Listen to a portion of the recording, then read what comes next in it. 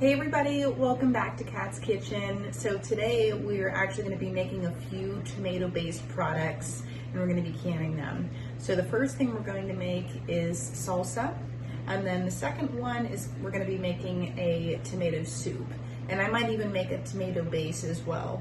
So what I'm starting with is a recipe. I will link it below. It's from the National Home Food Preservation website that I always like to use, that or my bulk canning book. So right now I will show you what I have for the salt. Okay, so I weighed out everything, all of the vegetables that we're going to need, and I'm doubling this recipe. So we have the bell peppers, tomatoes, onions are in the back, and then I just de-seeded our jalapenos. I left a few seeds in there and a few veins, 30 in my food processor. And then I'm just going to bring them over here and pulse them for a little bit. And then I will be bringing them over to my large canner here. And we're just going to, after everything's pulsed, we're going to boil this for about 10 minutes. And then we're going to water bath can in my other canner that's set up here. And then this will be water bath canning for 15 minutes. Alrighty guys, so like I said, we are just going to wash all the vegetables. They've actually already been pre-weighed out. So what I did is I had a bowl and I had my scale out. I tared out the bowl weight, and then I just weighed out all the produce that we needed, doubled the recipe. These are all washed outside of the onions. I still have to wash them and take the skins off, obviously. And then we're just gonna pulse each one individually in here. And then I'm gonna put it into my stock pot. And like I said, we're just going to bring it up to a boil and let it cook for 15 minutes. I'm sorry, 10 minutes. 10 minutes, and then the pressure in our canner, we're going to water bath can it for 15 minutes. This is actually the first time I'm using this food processor as well. So I'm excited for that.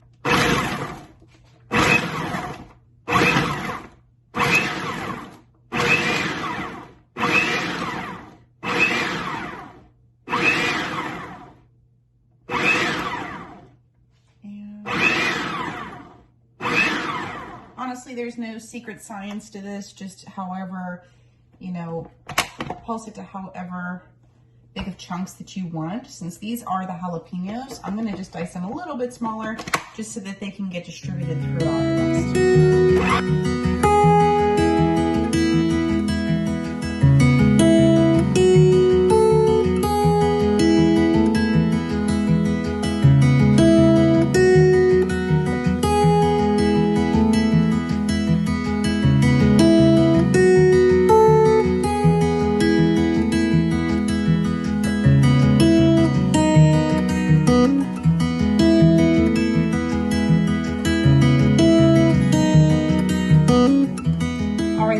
So I have all of our veggies all chopped up, and I use my food processor just to make it go a lot faster.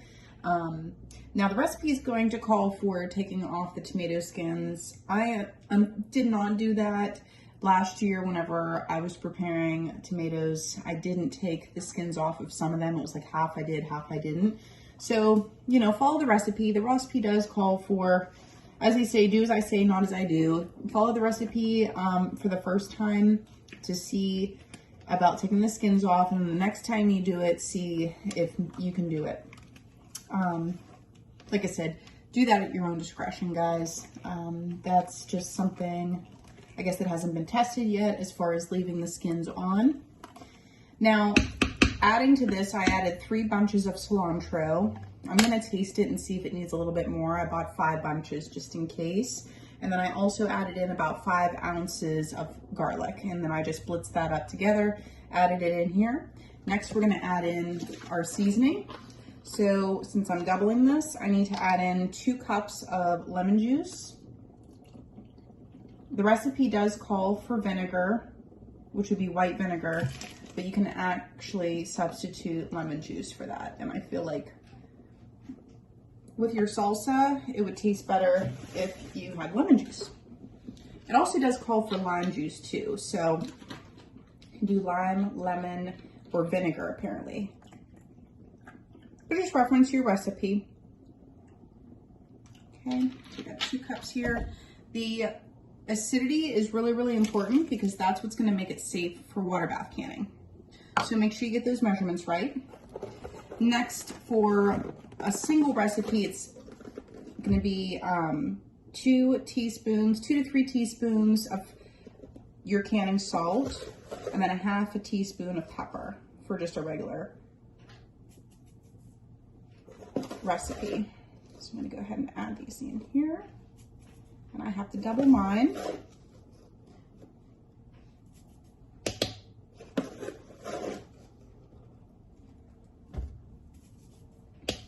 It looks like we're gonna have the perfect amount of salsa. We don't need a lot of salsa, but I do buy it. So if it's something that I don't have to buy anymore, that would be perfect. And I'll add in our pepper. Okay.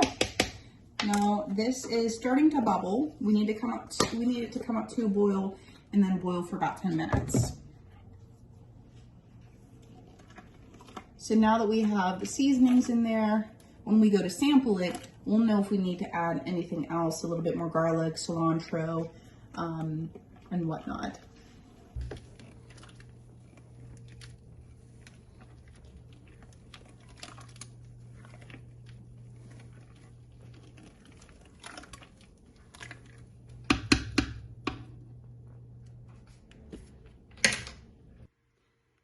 Alrighty guys, so I did add a little bit more seasoning to this, a little bit more lemon, and then a little bit more salt and pepper. Like I said, I did have to double this one, so you're gonna have to adjust that. But the more lemon, the more acidic that you're adding to it, actually the better for the canning process. Because like I said, we're trying to add that acidity to these foods so that we can water bath can them. So this is ready to go. This, the timer just shut off for this. It's been boiling for 10 minutes. I pulled this off of the back burner so that it wouldn't scorch. And then our canner over here is heating up with the water. You can see it start to little simmer, little boil there going on. Next over here, I have my pint jars. So I'm gonna go ahead and fill these up, debubble, wipe the rims, and then do my lids and bands.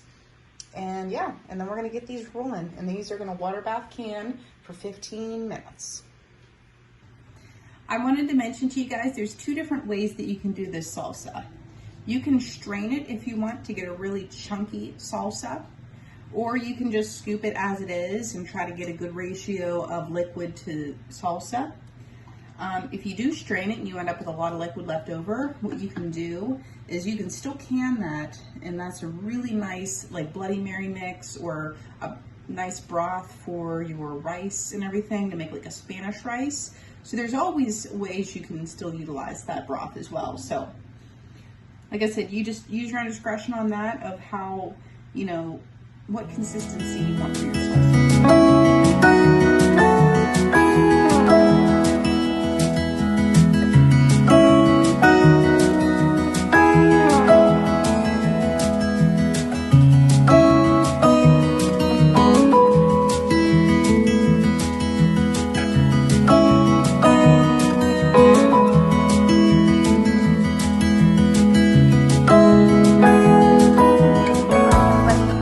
Has come out of the water bath canner, along with, I was able to get a few jars of our tomato sauce, and you can see everything settling in there. And like I said, this is good. You mix it up for either a Bloody Mary mix, or you can pour it over rice, make like a Spanish rice out of it. Really, really tasty. And yeah, so we got a good bit out of, that was probably, I would say about a peck we used of our tomatoes. So now I am working on, because I have a full bushel of tomatoes. So in this pot here, I'm starting to make tomato soup. I am gonna can this. So in here, I have roughly about a half a bushel of tomatoes, tomato canners. I cored them and I trimmed off the sprout end. And then I have a good bit of onions. I want to say a good five to six. This is a pretty big pot here. And then I have about roughly about 3 to 4 ounces of garlic in here as well. Just the whole cloves, everything's big. Like I said, this is my canner pot, so it probably started out around here and it's cooked down to about half now. So we're just gonna let this cook down. I'm keeping an eye on it, stirring it. I'm gonna be seasoning it up now. That way this can cook down, and then I'm just going to blend it all up with my stick mixer. So let's season it up. I'm using an Italian seasoning. We finished that one off. And then salt and pepper, of course.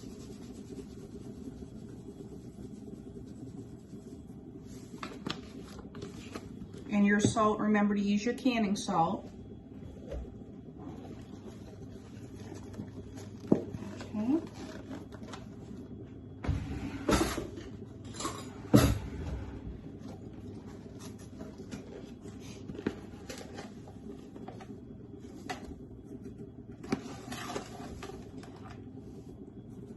All right, so salt, pepper,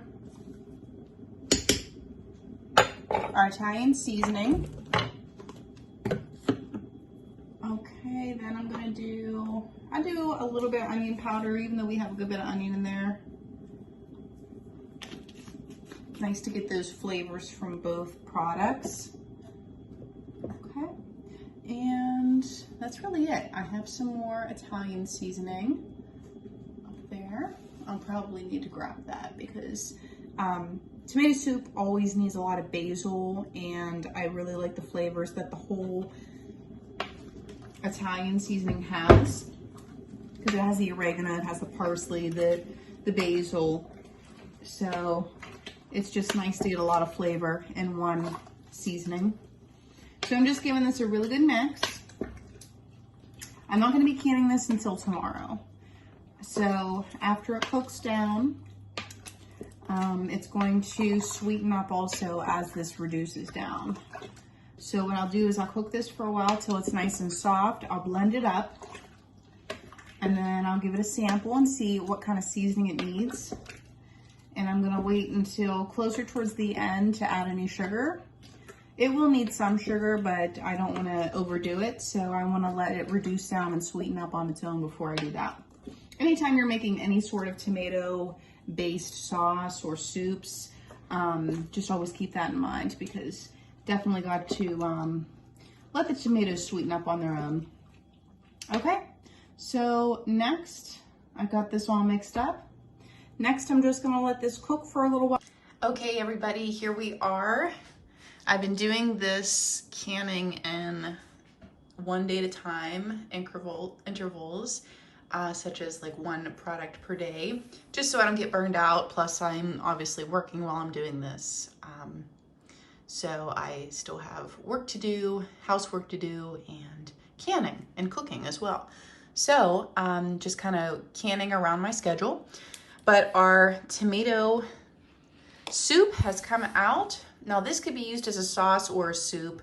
I season my tomato soup and my sauces very similarly. So depending on what I needed it for. Now if I wanted it thicker, once I take it out of here, I could either use a tomato paste, or if you happen to freeze dry, I do not at the moment, but if you do freeze dry, you can freeze dry some tomatoes and then just blend them up with a high-powered mixing blender, and then add that to any of your sauces that you want to thicken, and that's a really nice way to do it.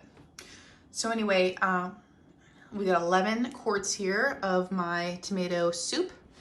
Next thing we're working on over here is yesterday, what I've been doing is whenever I have multiple canning to do, I try to prepare as much as possible.